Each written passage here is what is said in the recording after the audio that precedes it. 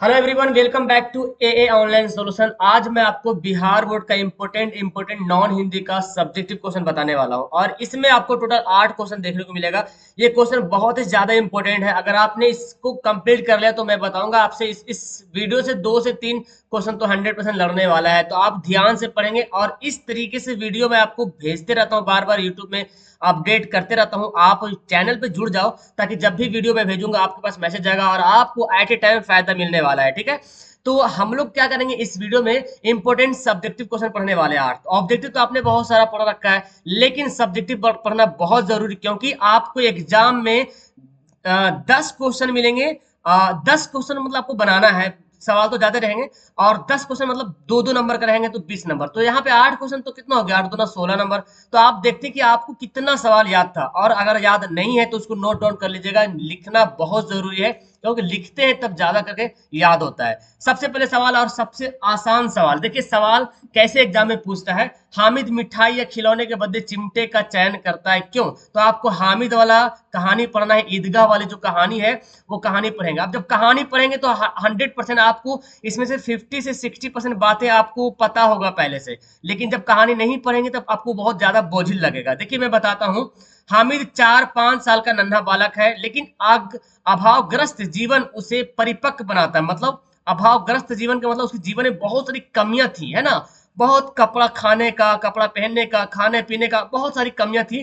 तो इसकी वजह से वो क्या होता है, परिपक्व बन जाता है, मतलब पूरा मैच्योर बन जाता है। देखिए, कठिनाई आती है तभी जाके आदमी मैच्योर बनता है। आपके अंदर जब तक प्रॉब्लम नहीं आएगा तो आप उस चीज को सीख नहीं पाओगे जल्दी से। इसलिए देखिए, हामिद से आपको सीखने को मिलेगा कि ये अभावग्रस्त जीवन गुजारा, लेकिन फिर भी उसे क्या परिपक्व बना दिया। मतलब पूरी तरीके से एक सोचने वाला दिमाग उसका पास तैयार हो चुका था। वह समझता था कि मिठाई या खिलौने से थोड़ी देर के लिए खुशी मिलेगी। उसे ख्याल आता है कि उसकी दादी के पास चिमटा नहीं है, जिस कारण अक्सर उसके हाथ रोटी सेकते वक्त जल जाते हैं। इसलिए हामिद अपने अन्य बच्चों की तरह मिठाई या खिलौने ना लेकर चिमटा खरीदता है। तो आपका जवाब मिल गया, चिमटा क्यों खरीदता? क्योंकि हामिद छोटा बच्चा है, 4-5 साल का, लेकिन एकदम परिपक्व बना दिया उसका जीवन, क्योंकि वो अभावग्रस्त जीवन गुजारता है। ठीक है ना। और जब मुसीबतें आती है तो आपको बहुत कुछ सीखने का मौका मिलता है। तो हामिद को भी सीखने का मौका मिला, और वो मिठाई खिलौने नहीं खरीदा।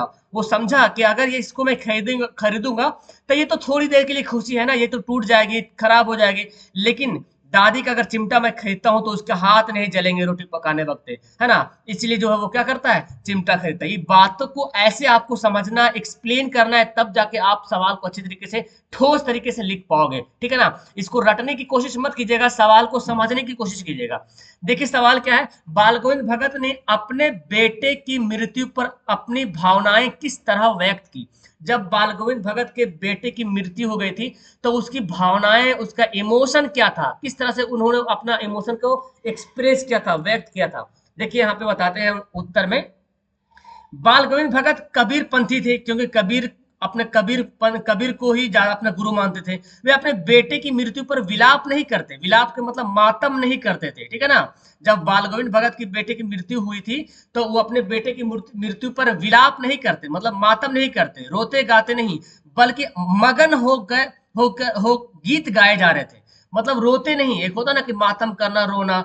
तो जब उसकी बेटी की मृत्यु हो गई थी तो रोए नहीं, विलाप नहीं किए, बल्कि मगन हो गए थे और खुशी खुशी गीत गाए जा रहे थे। गाते गाते पतहू के नजदीक भी जाते और उसे रोने के बदले उत्सव मनाने को कहते। क्या बोलता, उत्सव मनाइए, मतलब खुशी मनाइए। उसका कहना था कि आत्मा परमात्मा के पास चली गई है। यानी कि बाल गोविंद भगत का ये सोचना था, कहना था कि जब कोई इंसान की मृत्यु होती है तो वो, उसकी जो आत्मा किसके पास जाके मिलती है, परमात्मा से जाके मिल जाती है, यानी कि अल्लाह के पास जाके मिल जाती है। वीर विरह क्या वीरहिनी अपने प्रेम से जा मिली, भला इससे बढ़कर आनंद कौन सी बात है? मतलब इससे बड़ी बात खुशी की क्या हो सकती है, जो एक आत्मा परमात्मा से मिल जाए, है ना। इससे बड़ी खुशी क्या हो सकती है? भगत का विश्वास मृत्यु पर विजय प्राप्त कर चुका था। वे पतहू को यथार्थ का ज्ञान देकर अपनी भावनाएं प्रकट कर रहे थे। यानी कि बाल गोविंद भगत चाहते थे कि जो लोग मरते हैं दुनिया में, वो एक्चुअली मरते तो है, लेकिन वो अपना असल घर जाते हैं। इसलिए उसको बहुत ज्यादा खुशी होती है बाल गोविंद भगत को। और उस दिन, जिस दिन मृत्यु होती है उसकी, उसके बेटे की, तो वो रोते नहीं, विलाप नहीं करते, बल्कि गाते, अपने पतहू को भी गाने के लिए बोलते थे, है ना। उनका कहना था क्या कि आत्मा परमात्मा के पास चली गई है। आप गाओ, मतलब खुशी मनाओ, उत्सव मनाओ। तो भगत जो है ना, बाल गवर्नमेंट भगत का विश्वास बहुत ही ज्यादा मृत्यु पर विजय, उनको लगता था कि मृत्यु एक विजय के रूप में है। अगर किसी की मृत्यु हुई तो मतलब विजय प्राप्त हो गई हमको, ठीक है ना। इसी बातों को लिखना है आपको, ठीक है। तो यहाँ पे ये इसका आंसर हो गया। आगे बढ़ते, बाल गोविंद भगत कौन है, तो देखिए आपको उसको बारे में बताना है, बाल गोविंद भगत के बारे में। तो बाल गोविंद भगत मंझौले कद के गोरे चिट्टे आदमी थे। वे गिरहस्थ होते हुए भी सच्चा साधु थे। तो कैसा थे, गिरहस्थ थे वो, खेती वगैरह करता, सच्चा साधु भी थे। बाल गोविंद भगत कबीर को साहब मानते थे, उन्हीं के गीतों को गाते, उन्हीं के आदर्श पर चलते, कभी झूठ नहीं बोलते, खरा व्यवहार रखते, है ना। वे हर वर्ष 30 कोस पैदल चलकर गंगा स्नान करने जाते। संत समाज में उनकी गहरी आस्था थी। तो आपको बाल गंगाधर भगत के बारे में इतना बता देना काफी था आपके लिए। सिरचंद कैसा व्यक्ति था, बहुत ज्यादा इंपॉर्टेंट सवाल है आपको, अगर याद नहीं तो नोट डाउन कर लो। मैं जितना सवाल बता रहा हूँ ये सवाल सभी के सभी सवाल वेरी वेरी इंपॉर्टेंट है, ओके। सिरचंद एक प्रसिद्ध हस्त कारीगर था। उनकी उसकी बनाई गई चीजों की बड़ी मांग थी। सिरचंद एक कुशल कारीगर के साथ साथ स्वाभिमानी कलाकार एवं संवेदनशील व्यक्ति था। काम करते समय उसकी तन्मयता से जरा भी बाधा पड़ी कि गेहुआ गेहूं सांप की तरह फुंकार उठता। मतलब कहने का मतलब ये कि अगर सिरचंद जब काम करता था तो उसको अगर कोई भी नुकसान पहुंचाता था, कोई भी डिस्टर्ब करता था, तो एकदम गर्म हो जाता था, गेहूं सांप की तरह फुंकारता था। मतलब समझ रहे ना, एकदम गुस्सा हो जाता था। सिरचंद मुंहझोर है, कामचोर नहीं, मतलब मुंहझोर है, आपसे मुंह नहीं लगाता। मतलब सिरचंद कहानी में किसी से उतना मुंह नहीं लगाता, लेकिन कामचोर नहीं, काम बहुत मन से करता था। वह स्वादिष्ट भोजन और चटपटे व्यंजन का प्रेमी भी है। तो आपको इतना सारे बातें लिख देना है, काफी है सिरचंद के लिए। पांचवा सवाल देखिए, जो कि बहुत ज्यादा इंपॉर्टेंट है। सिरचंद चिक और शीतल पार्टी स्टेशन पर ले जाकर मानू को देता है, इससे उसकी कौन सी किस विशेषता का पता चलता है। सिरचंद एक स्वाभिमानी एवं संवेदनशील कलाकार है। अब देखो वही बातें इसमें भी आ रही, वह स्नेह का भूखा है, मतलब उसका प्यार का भूखा है, रुपये पैसे का नहीं। मंझली भाभी के चटुवचन क्या है, कट्टू वचन से आहत होकर मानू दीदी के लिए चिक और शीतल पार्टी बनाना छोड़ देता है। मतलब सिरचंद बहुत ही संवेदनशील कलाकार है, स्वाभिमानी है, उसे प्यार चाहिए, उसे पैसा नहीं चाहिए। मंजली भाभी कहानी में एक कैरेक्टर है जो कट्टू वचन बोलता है, मतलब थोड़ा खरा खरा बात बोल देती है वो, तो उसको बुरा लग जाता है और चिक और शीतल पार्टी बनाना छोड़ देता है। बाद में उसे महसूस होता है कि मानो दीदी यदि बिना इन सामानों के ससुराल चली जाती तो उसे अपमानित होना पड़ता, है ना। सिरचंद एक कुशल कारीगर के साथ साथ संवेदनशील और व्यवहारिक इंसान था। तो बस इसमें दो तीन बातें हैं जो कि बहुत काफी इंपॉर्टेंट है, बाकी तो पहले वाले ही बातें यहाँ पे लिखी जा रही है। पद्मा को अशोक से बदला लेने का अच्छा अवसर था, तब भी उसने अशोक को क्यों जीवित छोड़ दिया। बहुत इंपॉर्टेंट सवाल है, सवाल छपने के बहुत ज्यादा चांसेस है, आप इसको नोट डाउन कर लिए। और रटने की तो खैर सोचिए मत कि हमको रटना है, इसको पढ़िए। अगर आपको सवाल याद नहीं हो तो कहानी एक बार खोल के पढ़िए, कहानी जब पढ़िएगा ना तो ये तो अपने मन से आप जो लिखिएगा वो आपका सटीक आंसर बनेगा। पद्मा निहत्थों होगा। पद्मा निहत्थों पर वार नहीं करना चाहती। उसने अशोक की प्रतिज्ञा कि वह स्त्रियों पर हथियार नहीं चला उठाएगा को याद कर उसे जीवित छोड़ देती। अब बोला गया पद्मा अशोक के से बदला लेने का अच्छा अवसर था, है ना। तो फिर भी पद्मा क्यों से जीवित छोड़ दी, तो पद्मा देखो, पद्मा जो है निहत्थों पर वार नहीं करना चाहती थी, क्योंकि अशोक ने क्या किया था, अपने तलवारों को फेंक दिया था और कसम खाया था, प्रतिज्ञा खाया था, प्रतिज्ञा मतलब कसम होता है, कसम खाया था कि वो स्त्रियों पर हाथ नहीं उठाएगा, हथियार नहीं चलाएगा, है ना। अब वो कसम खा लिया, तलवार फेंक दिया, उसकी सारे सिपाही सारा फौज पूरा नंगी तलवारों के साथ खड़ी थी। तो पद्मा ने बोला कि मैं निहत्थों पर वार नहीं करती हूँ, निहत्थों पर वार नहीं करती। और उन्होंने कसम भी खाया था, इसलिए उसको क्या एक मौका दे दिया, जीवित छोड़ दिया। और उसके बाद से फिर अशोक तो के बारे में जानते हैं, अशोक ने बुद्ध धर्म को स्वीकार भी कर लिया था। आगे बढ़ते, ईर्ष्यालु से बचने का क्या उपाय है, बहुत ज्यादा इंपॉर्टेंट है। अगर आपके अंदर जलन है, नफरत है, तो ईर्ष्यालु बोलते हैं ना, किसी को देख के जलने के बोलते हैं ईर्ष्यालु, है ना। आपके पास ज्यादा नॉलेज तो हम देख के जल रहे हैं, कैसे नॉलेज हासिल करना ये नहीं सोच रहे, लेकिन जल रहे हैं।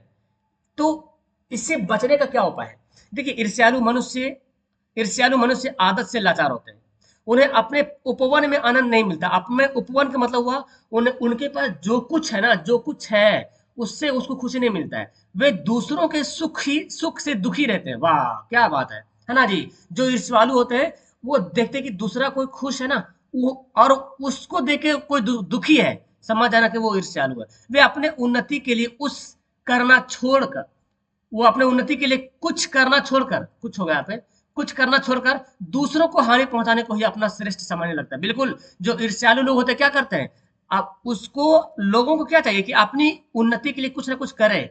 लेकिन जो ईर्ष्यालु व्यक्ति होता है कुछ अपने कुछ नहीं करेगा, लेकिन जो दूसरा को करेगा उसको सोचे कैसे गड्ढा खोद दे इसके घर के सामने, है ना, कैसे हानि पहुंचा दे, और इसी में वो अपना सबसे ज्यादा तरक्की समझने लगता है, जो ईर्ष्यालु होता है। इसलिए ऐसे व्यक्ति से दूर रहना चाहिए, हमको ऐसे व्यक्ति से ही दूर रहना चाहिए। तो आपके आसपास दोस्त पड़ोस जो भी है, अगर अगर आपकी खुशी से वो दुखी हो तो समझ दो वो ईर्ष्यालु है। अगर आपका अपना काम वो नहीं करता है और आपके काम में बाधा उत्पन्न करता है, समझना कि वो ईर्ष्यालु है और उससे हमें दूर रहना चाहिए। नीत्शे जो है उनका कहना क्या था, कि ईर्ष्यालु होगा, ईर्ष्यालु लोग बाजार की तरह होते हैं जो आकारण ही हमारे चारों ओर भिनभिनाए करते हैं और हमें हानि पहुंचाते हैं। जैसे कि आप देख रहे हैं बाजार में मक्खियां कैसे रहती है, मिठाई है और मक्खी यहाँ पे, मिठाई यहाँ पे है और मक्खी फालतू में इधर चारों तरफ भिनभिनाते रहता है। मक्खी जो मिठाई पे भी नहीं बैठ रहा है और चारों तरफ भिनभिना रहा, वही बोला गया। जो ईर्ष्यालु होता है ना वो बस आकारण भिनभिनाते रहते हैं। एक आखिरी सवाल देख लीजिए, नालंदा विश्वविद्यालय कहाँ है, तो ये जानते हैं, नालंदा प्राचीन नालंदा विश्वविद्यालय राजगीर और पावापुरी के बीच अवस्थित था। अभी भी आधुनिक नालंदा विश्वविद्यालय भी वहीं बना हुआ है, अब बना है, नया बना है, ठीक है ना। अभी तो खंडर हो गया, तो नालंदा विश्वविद्यालय अब बन गया है और अभी काम चालू भी है, पढ़ाई आरंभ भी हो चुकी है, मेरे ख्याल से होने वाली है, और शिक्षक भी नियुक्त किए गए हैं। अमर्त्य सेन इसके वाइस चांसलर नियुक्त हुए हैं। यहाँ विदेशों से भी छात्र आकर पढ़ाई एवं अनुसंधान या अनुशीलन या परिशीलन काम कर रहे हैं। तो ये आप लिख दीजिए, काफी है। सवाल अगर पूछेगा नालंदा विश्वविद्यालय कहाँ है, तो आप बस इतनी सारी बातें लिख दीजिएगा कहाँ है, उसके बारे में थोड़ा सा विशेषता बता देना है, तो वो आपके लिए एकदम रामबाण साबित होने वाला है। तो मेरा ख्याल से आपको ये 8 सवाल में से 8 सवाल याद होगा। अगर याद नहीं है तो अभी अपने कॉपी में छापो और इसको एकदम याद कर लो। 8 क्वेश्चन यानी कि 8 दूना 16 नंबर आपके पॉकेट में जाएगा, ठीक है ना। तो उम्मीद करता हूँ कि आपको ये वीडियो बहुत ज्यादा पसंद आई होगी। अपने दोस्तों को शेयर कीजिएगा और वीडियो को लाइक करके चैनल को सब्सक्राइब कर लीजिएगा जो चैनल पे नहीं जुड़े हैं। ओके, मिलते हैं आपके साथ नेक्स्ट और नई वीडियो के साथ, नई उमंग के साथ। तब तक के लिए बाय।